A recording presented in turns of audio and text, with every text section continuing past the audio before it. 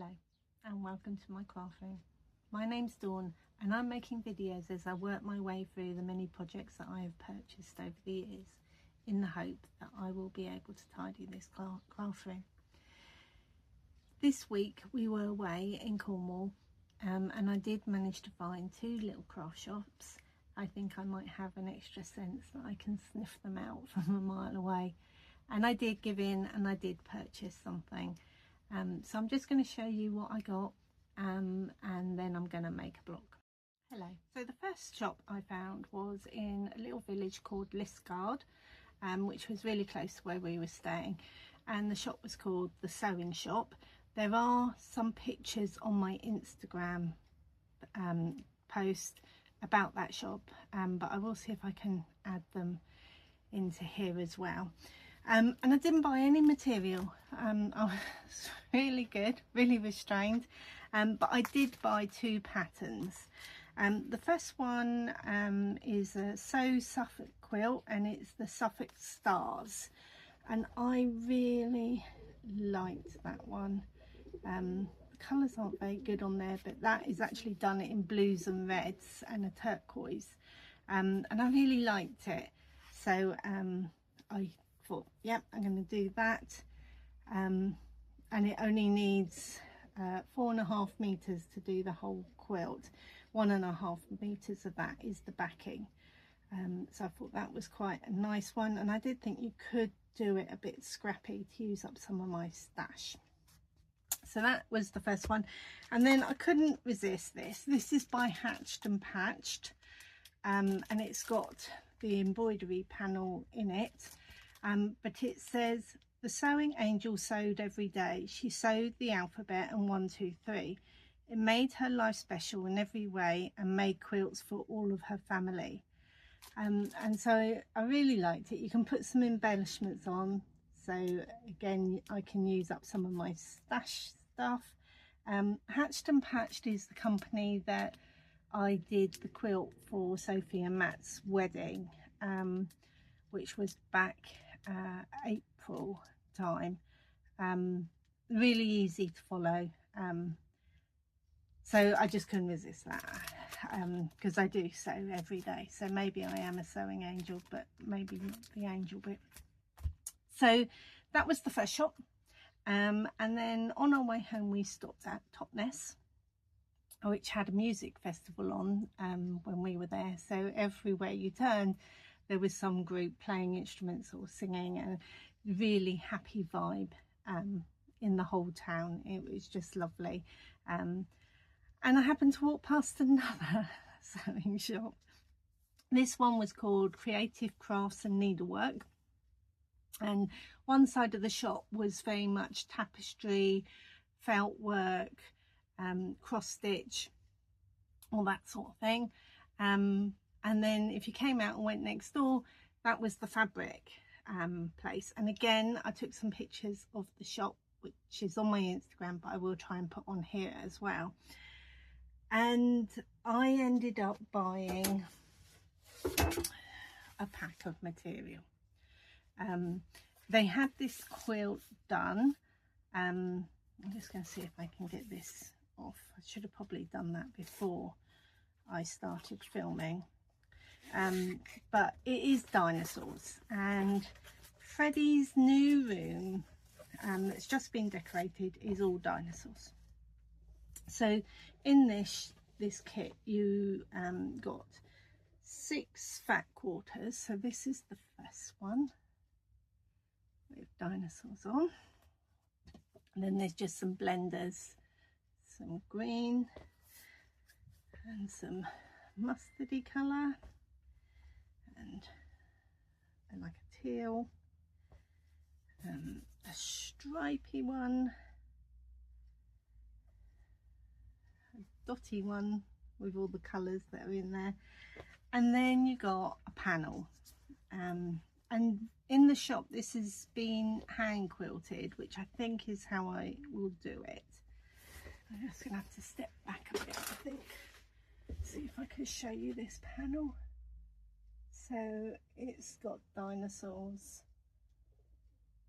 all over it, and in the shop the way they did it, they had the panel, as I said, hand quilted, and then they had like 4-inch squares all the way round, with the packs of fabric that they've given you. The back, they didn't use one piece of material, they used 12-inch squares of these 6 fat quarters to create the back, and they did have to add some other plain fabric into it, but I thought that was a really effective way of using up some of your stash, because a lot of my material is fat quarters, so you are a bit limited on what you can buy. So yeah, that's what I bought. So I'm going to now have a go at making a churn dash quilt block. I was watching someone on YouTube and they said it was their favourite quilt block, so I'm going to have a go, and I'm going to do it as a 5-inch square for my sash. So I'm going to have to do some Quilt Maths Festival. I've cut all the pieces out now. I've got some squares for the half square triangles, and then I've got these tiny little 1.5-inch squares, which is what I need to make it 5 inches. So I'm going to make the half square triangles first. What I do is I draw a line diagonally across, and then I draw a line either side of that, 1/4 inch away, and stitch on that line. Now you can do it where you just use a marker and stitch 1/4 inch away from the centre line, but I just find it easier that if I've got something that I can actually follow. When I'm sewing it, I use this foot. On my machine it's called a J. I don't know what its actual name is, but I don't know if you can see there's a little tiny groove there, and that's what I will line my line that I've drawn up with as I sew them. So once sewn, you need to cut down your original diagonal line to create a half square triangle. And there you have one half square triangle. You do need to snip these little end bits off, otherwise they get in the way when you sew the rest of the block together. But I'm going to go ahead and sew the block together now, and see how it goes together. So these blocks need to be 2.5 inches, and when you trim your block, you need to make sure that this diagonal line is down the centre of your block, otherwise you won't be cutting in the middle, and your half square triangle points won't be the exact place they need to be. So first I join the blocks into horizontal rows and press my seams open.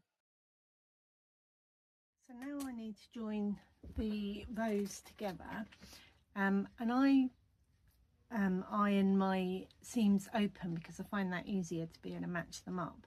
So what I do is I place them so that the seam is together, and then taking a pin, I put the pin through the stitch line, and that should,